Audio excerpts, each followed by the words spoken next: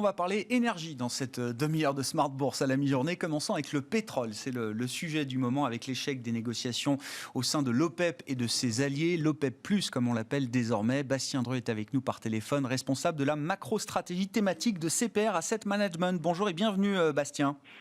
Bonjour. Bon, peut-être un petit pas de recul quand même quand on regarde les prix du pétrole aujourd'hui. Donc on est à plus de 75 $ largement, que ce soit sur le Brent ou le WTI. On est même autour de 76, 77 $ pour l'un et l'autre de ces barils de référence. Mais quel chemin parcouru quand même depuis un peu plus d'un an quand les prix étaient tombés négatifs sur des contrats futurs au mois d'avril 2020. Ce qui avait d'ailleurs impliqué une réaction très forte de la part de l'OPEP+, qui avait réussi à se mettre d'accord très vite sur la stratégie à suivre dans ces conditions. Ça, c'était il y a un peu plus d'un an. Maintenant, les choses ont beaucoup changé, visiblement, Bastien.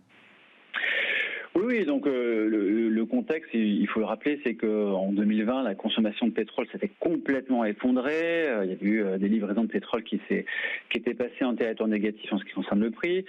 Et là, on avait assisté effectivement en avril 2020 à une sorte de whatever it takes des pays de l'OPEP+. Donc les pays de l'OPEP+, et les pays de l'OPEP+, d'autres grands pays producteurs de pétrole qui ne font pas partie de l'OPEP, comme la Russie, le Mexique ou le Kazakhstan.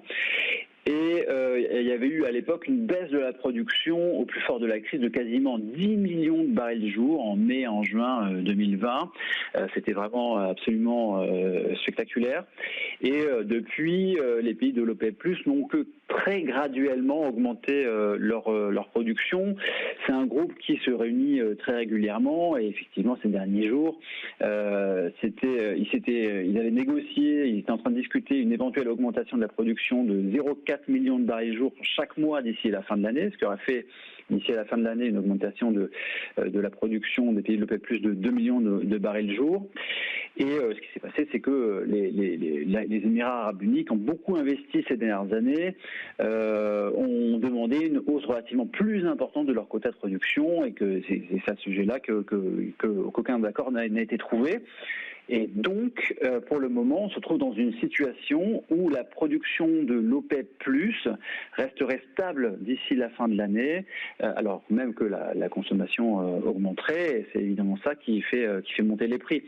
Alors, cela dit, même si les Émirats arabes unis revenaient vers les pays de l'OPEP+, et qu'un accord était trouvé, on parle d'une augmentation de la production pour les pays de l'OPEP+ de 2 millions de barils jour d'ici la fin de l'année, alors que l'OPEP disait sur les derniers jours qu'il anticipe, que cette organisation anticipe une augmentation de la consommation de 5 millions de barils jour d'ici la fin de l'année. Donc là, on parle d'une augmentation de la production de 2 millions, alors que la consommation devrait augmenter de 5 millions de barils jour. Et c'est bien ça qu'il faut avoir en tête, c'est que on a déjà eu sur les derniers mois une très forte baisse des stocks de pétrole au niveau mondial. Ce qu'on peut suivre assez facilement, c'est les stocks de pétrole commerciaux des pays de l'OCDE et tout l'excès qui avait été construit finalement, et qui avait été accumulé pendant la crise Covid. Tout cet excès de stock a déjà été apuré et que même si on avait un accord de l'OPEP avec une augmentation de 2 millions de barils jour d'ici à la fin de l'année, c'est un contexte où on aurait quand même des stocks qui continueraient à baisser et évidemment ça tirerait les prix à la hausse et ça c'est bien ce qu'on voit sur les dernières séances. Ouais, donc un déficit forcément effectivement entre l'offre et la demande. Ça veut dire que si on rajoute les phénomènes spéculatifs parfois importants sur les marchés de matières premières et sur le marché pétrolier en l'occurrence, Bastien, là, le momentum qu'on voit sur les prix, peut-être ne fait que commencer. Oui, tout à fait. Bon, maintenant, il faut évidemment voir ce qui va se passer dans les prochains jours. Il y a pas mal d'incertitudes sur le comportement des Émirats arabes unis. Est-ce qu'ils vont sortir de l'OPEP? Est-ce qu'ils vont revenir justement vers les pays de l'OPEP? Donc ça, ce sont des choses qui ne sont pas très faciles à apprécier. Cela dit, on reste dans un contexte où effectivement, on a plutôt une baisse des prix, une hausse des prix qui devrait se poursuivre sur les prochains mois. Ouais. Est-ce que ça fait peser un risque macroéconomique sur la reprise? Alors généralement c'est une question, il y a toujours un seuil de douleur qui est difficile à évaluer, mais est-ce qu'on est déjà dans cette idée-là, Bastien? Très clairement, ça commence à inquiéter les gouvernements occidentaux. Hier, il y a des officiels de la Maison-Blanche qui ont indiqué que Joe Biden poussait à une solution de compromis en disant que les États-Unis suivaient de très près les négociations de l'OPEP+, et on sent bien que il faudrait pas que les prix du pétrole augmentent trop, parce que ça pourrait éventuellement constituer un frein pour la reprise économique qui est en train de se mettre en place aux États-Unis depuis déjà quelques mois et puis en Europe depuis seulement quelques semaines. Oui, donc un sujet qui est pris au sérieux, puisque c'est la Maison-Blanche qui a réagi pour mettre un peu de pression sur l'OPEP+, et les Émirats arabes unis. Comme vous dites, on verra ce qui se passe dans les prochains jours ou les prochaines semaines. Mais ces dernières années, le développement du schiste américain a permis en permanence de rééquilibrer ou de bien approvisionner le marché pétrolier mondial. Le schiste américain a joué un rôle de producteur marginal tout au long de ces dernières années. Est-ce que c'est encore le cas aujourd'hui, ou est-ce que les choses ont changé également du point de vue de l'industrie pétrolière américaine ? Il est assez vraisemblable que les choses aient changé. Ce qui avait précipité la baisse des prix du pétrole en 2014, c'était à l'époque la très forte hausse de la production américaine. Si on prend un peu de recul, on avait une production américaine qui était passée de 6 millions de barils jour en 2012 à quasiment 10 millions de barils jour en 2015. Donc c'était une progression qui était quand même extrêmement rapide. Là, c'est vrai que la production de pétrole brut des États-Unis a baissé avec la crise Covid. On est actuellement à 11 millions de barils jour. C'est une production qui reste extrêmement stable depuis quasiment un an, qui est quasiment stable à 11 millions de barils jour. Ça a baissé lors de la crise Covid, mais ce qu'il faut bien voir, c'est que ça n'a pas tant baissé que ça, parce que le pic qui avait été atteint juste avant la crise, c'était de 13 millions de barils jour. Donc la marge de progression, je dirais qu'elle est quand même vraisemblablement plus limitée que ce qu'on pouvait avoir avant la crise, quoi. Donc évidemment, c'est quelque chose qu'on pourrait imaginer.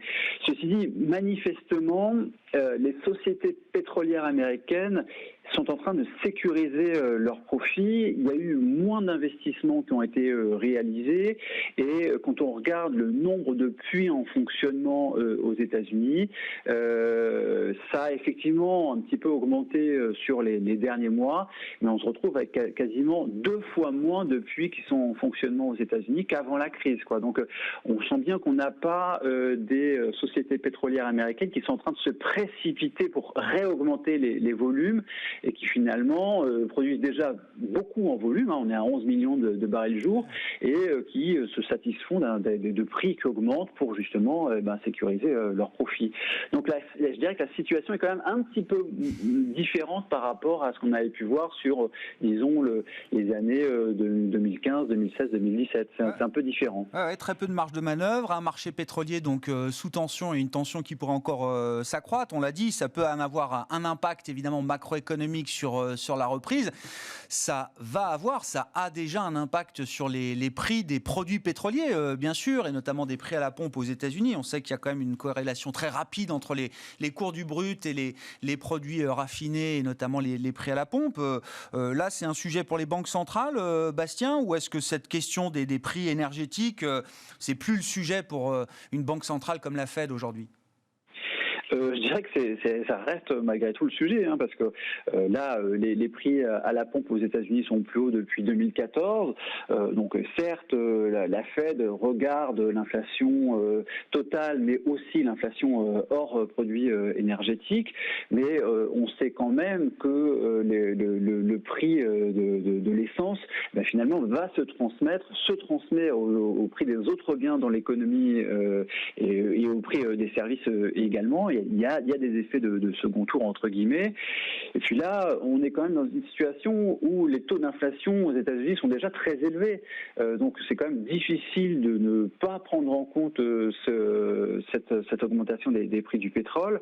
On a actuellement une inflation totale aux États-Unis qui est aux alentours de 5%. Ça devrait un tout petit peu baisser sur le mois de juin, l'inflation du mois de juin qui sera publiée en juillet, parce que les effets de base justement énergétiques seront un tout petit peu moins forts pour le mois de juin, mais il suffirait d'une toute petite finalement progression des prix du pétrole pour que l'inflation totale aux États-Unis reste aux alentours de 4-5% sur tout le deuxième trimestre, sur tout le deuxième semestre de l'année 2021. Et là, ça reste quand même difficile pour la Fed de passer complètement sous silence le fait que l'inflation totale reste pendant quasiment un an aux alentours de 4-5%. Merci beaucoup Bastien, merci pour votre éclairage et votre mise en perspective des questions pétrolières. En l'occurrence, aujourd'hui, Bastien Dreux, le responsable de la macro-stratégie thématique de CPR Asset Management, avec nous par téléphone.